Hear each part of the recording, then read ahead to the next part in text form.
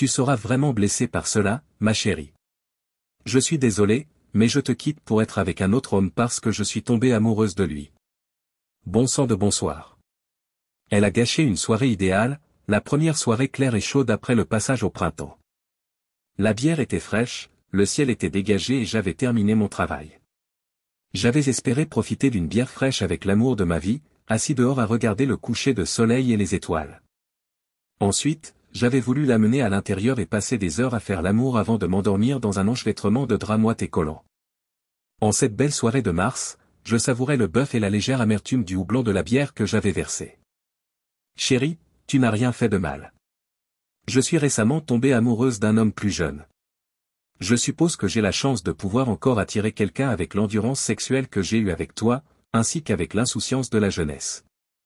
Mars devrait s'approcher de l'horizon occidental ce soir, visible à gauche et juste en dessous du soleil. Je pense que cela aurait été génial.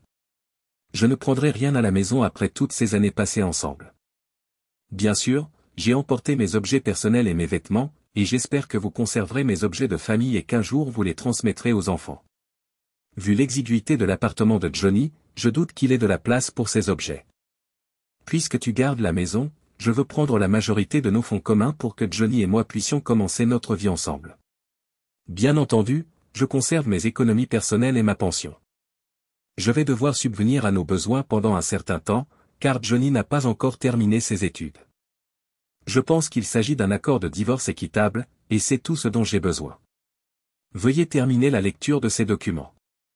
Une fois que vous aurez signé cette convention de divorce, aucun de nous ne pourra changer d'avis.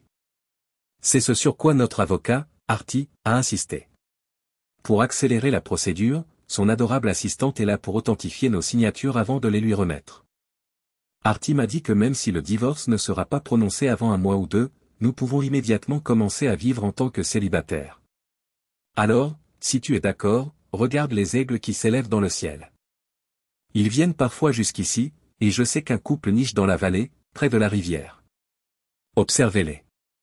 Les aigles s'accouplent pour la vie. Avec mon véritable amour, j'aimerais être un aigle tournant autour du soleil, chassant et survolant simplement le sol. Il y a deux oiseaux qui s'aiment. Artie a placé ses mignons petits autocollants en forme de flèche juste ici. Oh, mais il voulait que tu lises la lettre qu'il a envoyée avant de signer. C'est ici. Au crépuscule, un aigle ne présenterait jamais de documents légaux à son compagnon. J'ai ouvert la lettre en gémissant. Je suis désolé, mais elle est venue me voir en premier, et vous étiez tous les deux mes clients. Je devais prendre son affaire en main légalement. Sachez que je ne la laisserai jamais vous trahir, ni elle ni personne, nous sommes les meilleurs amis du monde depuis l'école maternelle. Je vous promets que la lecture de cet accord vous fera rire. Vous avez vraiment tout à y gagner. Ne lui dites jamais que je l'ai poussé à signer cet accord. Oh, et je m'excuse de ne pas t'avoir prévenu à l'avance. Ce matin, elle m'a coincé. Malgré tout, je lui ai assuré que je ne vous préviendrai pas afin qu'elle ne se retrouve pas dans une situation délicate. Cependant, je vous promets que j'ai rédigé cet accord en votre faveur, en utilisant tous les termes juridiques appropriés. N'oubliez pas, votre intérêt supérieur. Vous n'avez même pas besoin de lire l'accord, honnêtement. Il suffit de signer à l'endroit où se trouvent les mignonnes petites flèches roses. Je maudis ces paroles et la laisse me transmettre les documents. Vos signatures seront authentifiées par Jen, que j'ai envoyée. Vous pourrez consulter le journal quand vous le voudrez une fois qu'elle sera partie. Nous examinerons les documents plus tard. Vous rirez aux éclats. Je vous promets que vous allez adorer. Chaleureuse salutation, Artie. PS maintenant, tu devrais m'offrir une bière. Je viendrai la chercher demain soir. Pour prendre de tes nouvelles, Jen reste en arrière. Elle pense que tu as besoin de compagnie pour réchauffer ton lit ce soir. Après avoir lu cette lettre, brûle-la. Sinon, il y aura un conflit d'intérêts majeur pour moi. J'ai signé le contrat. Merci, ma chérie. Je sais que c'est un grand choc pour toi, mais j'ai pensé qu'il valait mieux mettre fin à notre relation. Pour commémorer toutes les merveilleuses expériences que nous avons vécues ensemble au cours des 20 dernières années, j'ai l'intention de rester avec toi ce soir pour une dernière nuit et de te dire au revoir de cette façon. Je suis conscient que tout cela te laissera complètement brisé. Johnny a ajouté qu'il serait stupide de ma part de mettre fin à notre mariage sans même lui dire « au revoir » par un baiser. Je crois qu'il a raison. Cependant, je veux te traiter équitablement et, au moins, te donner la liberté de choisir comment nous passerons notre première nuit séparément en tant que personnes non mariées. Jen m'a fait un clin d'œil en entrant en scène. Elle était incroyable, mon Dieu. Elle venait de commencer à travailler comme assistante d'Artie. Intelligente, avec un esprit juridique aiguisé, et magnifiquement brune. Sous une jupe crayon moulante qui violait les conventions de l'entreprise régissant la longueur de l'ourlet, ses jambes impeccables semblaient interminables. Soudain, j'ai compris que cette fille voulait vraiment être avec moi. Peut-être que ses rêves romantiques de la vingtaine avaient été influencés par tous ces moments de flirt au bureau d'Artie. Regardez-la se pencher pour apposer son sceau officiel à côté de ma signature sur le document. Dans ce chemisier de soie, ses seins semblent doux et accueillants. Oui, Jen, réchauffer mon lit ce soir me rendrait très heureux. Je veux exprimer ma gratitude pour les années que nous avons partagées. Oh, je ne peux tout simplement pas résister à la dentelle contre une peau aussi délicieuse, et tu as été une épouse exceptionnelle. Et pour avoir fait preuve d'une telle gentillesse dans mes moments difficiles. Je ne sais pas. Elle me regarde dans les yeux. Dieu, oh Dieu. Ces profonds bassins de chocolat qu'elle appelle des yeux, et je pourrais m'y noyer. Et ce sourire mégawatt. C'est excessif. Je commence à être excité. Ici même. Jen m'excite pendant que ma femme me dit qu'elle sait qu'elle va me manquer. Je repense aux jours heureux au lieu de me concentrer sur eux. Elle regarde mon pantalon. Elle se lèche aussi lentement les lèvres. Maintenant, c'est à toi de décider. Veux-tu rester avec moi pour une dernière nuit? Ou préfères-tu que je parte? Oui, en effet. Je dois prendre une décision. Fantastique. Comment lui dire de partir sans avoir l'air trop pressé? Vous semblez incapable de parler. Est-ce que Jen glisse sa main à l'intérieur de sa cuisse? Je sais que c'est étrange et inattendu. C'est tellement évident pour moi.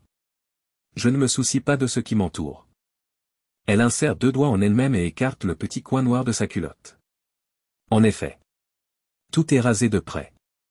Après des années passées sous la culotte de coton blanc de sa grand-mère dans une forêt envahie par la végétation, quel bonheur. Quelle est votre décision, alors?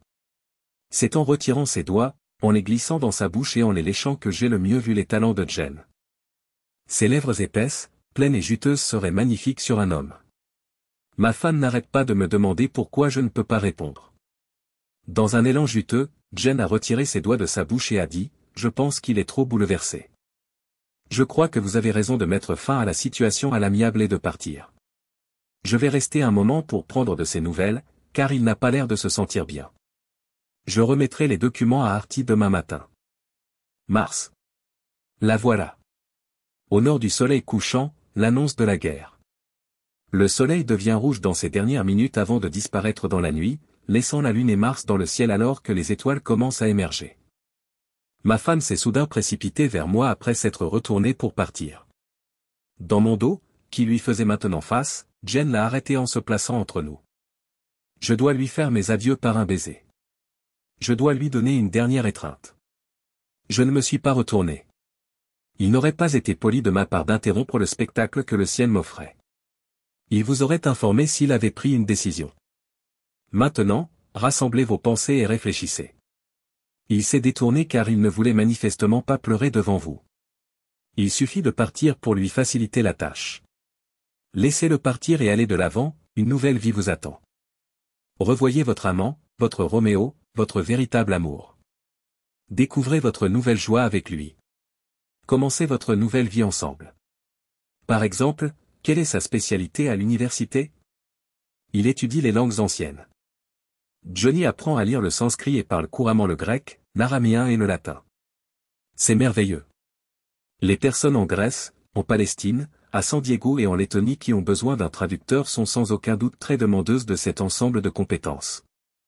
Les gens ne se rendaient même pas compte qu'on se moquait d'eux grâce à la façon dont Jen formulait ses critiques. Quel est le métier de votre mari? Il est architecte de talent.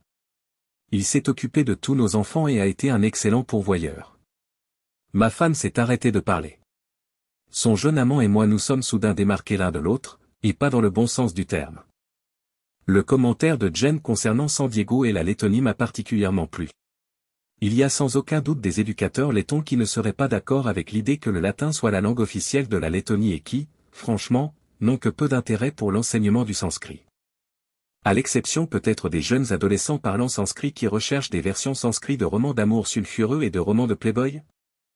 Eh bien, c'est génial, a poursuivi Jen, en demandant à ma femme de sortir de ma vie par la porte d'entrée. Un brillant architecte a dû être un excellent pourvoyeur, mais il vous a probablement laissé en manque d'attention masculine parce qu'il travaillait souvent, voyageait pour son travail ou rencontrait des clients. Il a dû passer de nombreuses nuits seul. Mais tout cela est désormais derrière vous. Vous avez maintenant un jeune étalon plein de vie qui vous amusera avec des récits bibliques dans leur version originale grecque et araméenne, de la poésie latine et de la prose sanscrite. Peut-être aurez-vous même l'occasion de visiter les lointaines contrées où l'on parle encore le grec, Grèce, Chypre, Macédoine, et peut-être une pléthore de restaurants méditerranéens.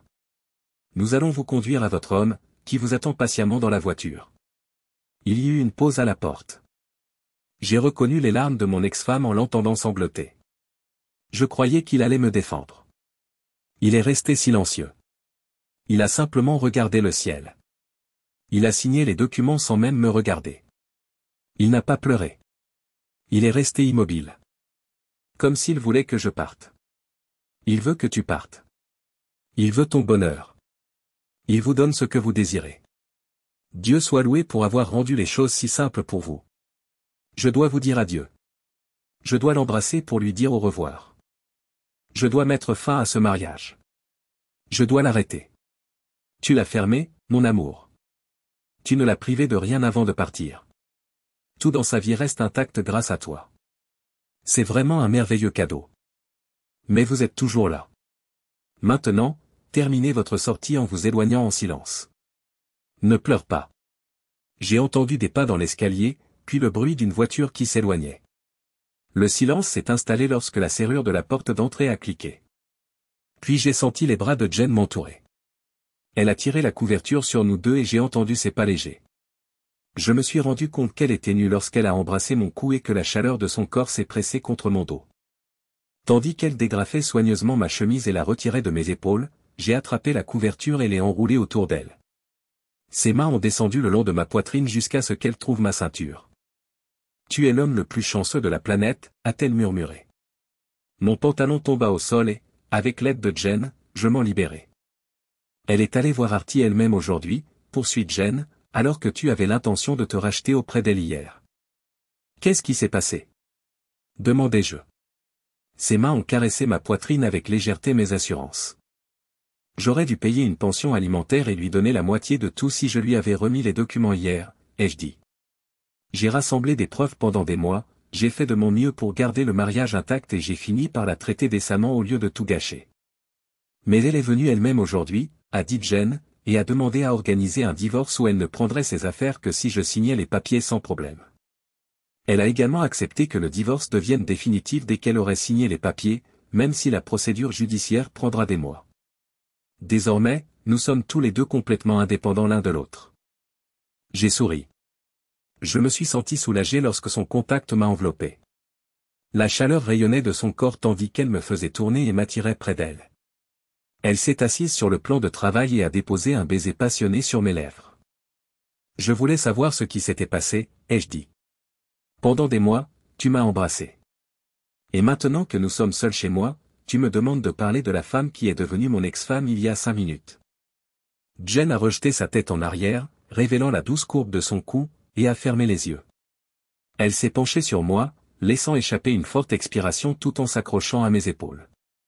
Elle était prise dans le rythme que nous avions involontairement créé, et son corps bougeait en même temps que le mien.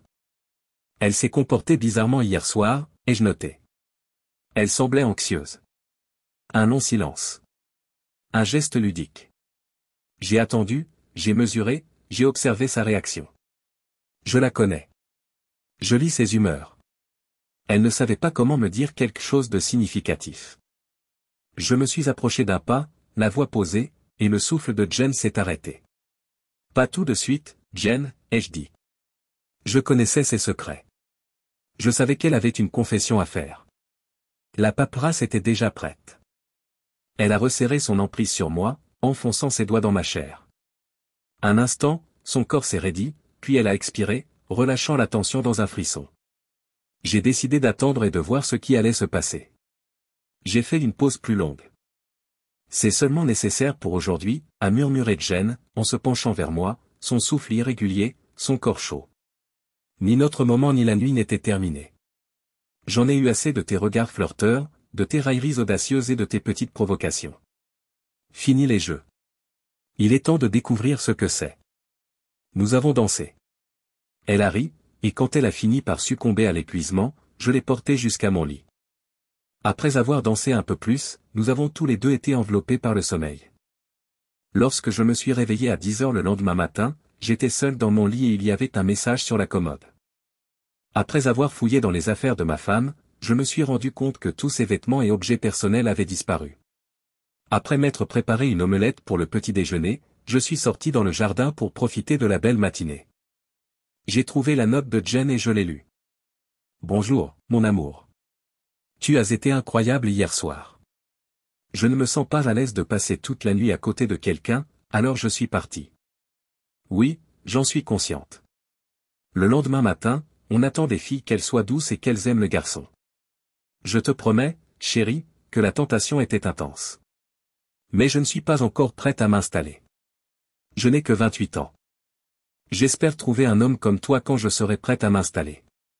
Ou peut-être serez-vous encore libre. Ne vous sentez pas seul en attendant. Si jamais vous voulez qu'on se retrouve, ne serait-ce que pour danser, appelez-moi. Jen. Je mentirais si je disais que cela ne m'a pas fait ressentir quelque chose. Mais je suis réaliste. Jen était trop jeune pour moi. Sa vie entière était encore devant elle. Elle voudrait des enfants, et ce serait la fin de ce chapitre de mon histoire. J'ai décidé de mettre fin à cette brève rencontre. Même si ce n'était probablement pas avec Jen, je danserai encore une fois. Artie avait rédigé une convention de divorce pour ma femme, que j'ai finalement lue et à laquelle j'ai souri. J'avais gardé tout ce que nous avions accumulé pendant les années de notre mariage, 100% de mon salaire, la maison, les voitures, les meubles, les œuvres d'art, les investissements, les comptes bancaires et ma pension. Pas de pension alimentaire. Mon ex-femme a disparu de ma vie, laissant ses alliances et ses clés sur la commode. Le même jour, l'hôpital m'a appelé. Le petit ami de mon ex l'avait sévèrement battu. J'ai appelé mes enfants et mes ex-beaux-parents pour les informer de son état et leur ai communiqué les coordonnées de notre assurance. Leur dire qu'elle était blessée était difficile. Leur dire que l'homme pour lequel elle m'avait quitté cette nuit-là l'avait battue était encore plus difficile. Ils étaient tous consternés et, curieusement, plus par la trahison de leur mère que par ses blessures, qu'ils ont tout attribué à une réponse karmique de l'univers. Naturellement, ils se sont immédiatement tournés vers moi. Les parents de Cathy étaient en Floride et mes enfants étaient dans un collège éloigné. Il a fallu attendre au moins une semaine avant que l'un d'entre eux ne puisse arriver. Les enfants m'ont supplié de ne pas passer trop de temps seuls avec leur mère à l'hôpital. Ne l'abandonne pas, s'il te plaît, papa. En outre, ses parents m'ont supplié de m'occuper d'elle jusqu'à ce qu'ils puissent arriver. Elle a besoin d'une famille et vous êtes la seule qu'elle ait, même si nous savons qu'elle ne la mérite pas. Je lui ai rendu visite. Je n'ai pas passé beaucoup de temps avec elle. Lorsque son médecin est arrivé, j'ai fait en sorte d'être présente dans la pièce. J'ai coordonné sa récupération après les soins et j'ai organisé sa sortie de l'hôpital avec une assistante sociale. J'ai loué tout ce dont elle avait besoin, y compris un lit spécial.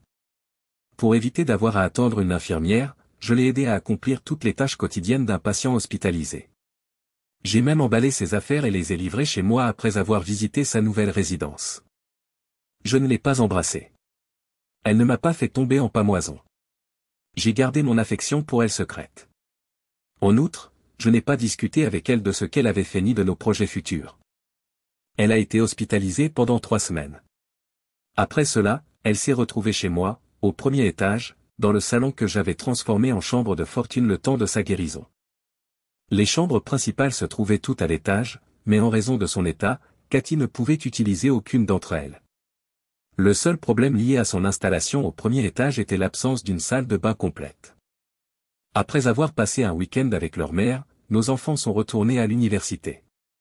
Notre fils a trouvé un stage d'été près de son université et n'avait pas l'intention de revenir à la maison avant Thanksgiving l'année suivante. Notre fille a choisi de travailler à l'étranger pendant l'été et les semestres d'automne jusqu'à ce qu'elle puisse aider. Papa, s'il te plaît, occupe-toi de maman jusqu'à ce que je puisse t'aider. Les parents de Cathy nous ont également soutenus. Ils ne sont jamais arrivés. Nous ne pouvons tout simplement pas faire le voyage jusqu'au nord. Le froid est trop fort pour nous. Cependant, nous vous sommes reconnaissants d'agir moralement. Sachez que vous avez notre sincère gratitude. C'était une sorte de torture que de lui servir à manger et de lui donner un bain à l'éponge tout en supportant le charabia incessant qui sortait de sa bouche. Il est amusant de constater qu'aucun de ses compagnons de conversation téléphonique n'a jamais envisagé de rendre visite à la malade. Et pourtant, chaque jour, j'étais soumis au récit mot à mot de leurs longues conversations sans intérêt. Elle ronchonnait, se plaignait, faisait même parfois la grimace, mais ne disait jamais merci. Pire encore, elle n'a jamais exprimé de regret pour les décisions qui avaient conduit à cette situation misérable. Pour la première fois, j'ai commencé à voir ma femme comme une prisonnière, la jambe attachée à un boulet. Avant de découvrir l'infidélité de ma femme, je la chérissais profondément. Chaque moment passé ensemble avait été véritablement agréable. Bien que nous ne soyons plus mariés, je ressentais encore un certain attachement pour elle, et cette constatation m'a rendu furieux. Chaque étape de sa guérison me semblait être un pas de plus vers la fin de mon propre asservissement. Je pouvais enfin lui laisser un plateau de nourriture sans avoir à la nourrir moi-même une fois le plâtre retiré de ses bras. Une fois le plâtre retiré de sa cheville droite, elle est parvenue à s'installer seule dans un fauteuil roulant, m'épargnant l'embarras de devoir m'occuper de ses besoins les plus intimes. En réponse à cette étape importante, elle a fait un commentaire que je n'avais pas prévu, excellent. Cela signifie que je pourrai bientôt vous rejoindre dans la chambre principale. Alors que je m'agenouillais à ses pieds, coupant les ongles des orteils qui s'étaient déformés en griffes pendant qu'elle était coincée dans le plâtre, j'ai jeté un coup d'œil à son visage narquois. Oh, ma chérie, pendant que tu es là, ça te dérangerait de me raser la jambe aussi? Elle a l'air affreuse après être restée si longtemps dans ce terrible plâtre. Quand je retournerai à la vie de famille, je veux être belle partout. J'ai fait une pause pour limer le bord d'un ongle déchiqueté et j'ai fini de tailler le reste avant de répondre. Non, ce n'est pas possible. Si nous t'installons dans la chambre d'amis et que nous renvoyons ce lit d'hôpital à la société de location, j'aimerais d'abord débarrasser le salon. De plus, même si votre jambe a l'air assez désagréable, je ne la raserai pas, ou ne ferai rien d'autre pour vous, à moins que ce ne soit strictement nécessaire à votre rétablissement. Je pense qu'il vous faudra trouver un nouveau mari si vous envisagez de reprendre une vie de famille. Si je me souviens bien, nous avons récemment signé plusieurs documents que vous avez jugés définitifs et irrévocables. Si vous envisagez de vous réconcilier avec votre ex, vous aurez beaucoup d'explications à donner. Vous devrez lui fournir suffisamment d'informations sur le passé pour le convaincre que cela ne se reproduira plus. Ensuite, vous devrez le persuader qu'un homme sensé devrait vraiment vouloir vous épouser. Pour être honnête, je ne pense pas que vous ayez beaucoup de chance. Arrête de faire l'imbécile, répond-elle. Nous n'avons jamais finalisé le divorce. D'ici là, chacun de nous peut le révoquer à tout moment. Et tu t'es si bien occupé de moi. Tu m'aimes toujours, je le sais. Tu as fait preuve d'une telle gentillesse et d'une telle attention. Tes clients sont venus ici chaque fois qu'ils avaient besoin de ton aide, et tu as même travaillé à la maison pour que je ne sois pas seul. Je reconnais que j'ai trop râlé et que j'ai été difficile. Mais je vais me rattraper. J'apprécie tout ce que vous avez fait. J'ai appelé Artie ce matin et je lui ai dit que je retirais ma demande de divorce. Elle m'a apporté les papiers, que j'ai signés tout de suite, mais j'ai dû lui expliquer ce que cela signifiait. Nous avons convenu qu'à toute fin utile, nous pouvions agir comme si nous étions légalement divorcés jusqu'à ce que la procédure soit finalisée. Elle a précisé dans l'accord qu'elle n'avait aucun droit sur les biens communs. J'ai précisé qu'elle pouvait légitimement revenir chez moi si je lui donnais une chambre, l'une des chambres, même la mienne. Cependant, étant donné l'arrangement temporaire du mobilier hospitalier loué pour sa commodité, je pouvais facilement réfuter toute affirmation selon laquelle il s'agissait de sa résidence légale. Si elle avait l'intention d'emménager dans la chambre d'amis et d'y rester pour une période prolongée, elle devrait signer un contrat de location juridiquement contraignant la désignant comme locataire. Par la suite, j'ai précisé que, conformément à sa demande, son contrat avait été déposé et rempli rapidement, avec l'approbation de tous. Il y a 2 semaines, le décret final est arrivé par la poste, une semaine après sa sortie de l'hôpital. J'ai supposé qu'elle était déjà au courant, mais je me suis rendu compte que rien n'avait été distribué ici. Son courrier a dû être redirigé ailleurs. Elle avait probablement une copie du décret qui attendait dans une boîte aux lettres ailleurs. La tête de mon ex-femme s'est lentement abaissée et son sourire en coin a disparu. Je me doutais qu'au cours des semaines de convalescence, elle avait éprouvé toute une gamme d'émotions, toutes distinctes, mais toutes agréables à ses yeux. Le soulagement qu'elle a ressenti en quittant l'Armageddon conjugal avec peu de pertes, causé par un garçon immature dont le seul attrait pour elle en tant que partenaire était son expérience sexuelle et le temps qu'il fallait à un amant novice pour se rétablir, a été rapidement suivi par la réalisation qu'elle avait réussi à me tromper et à éviter le divorce.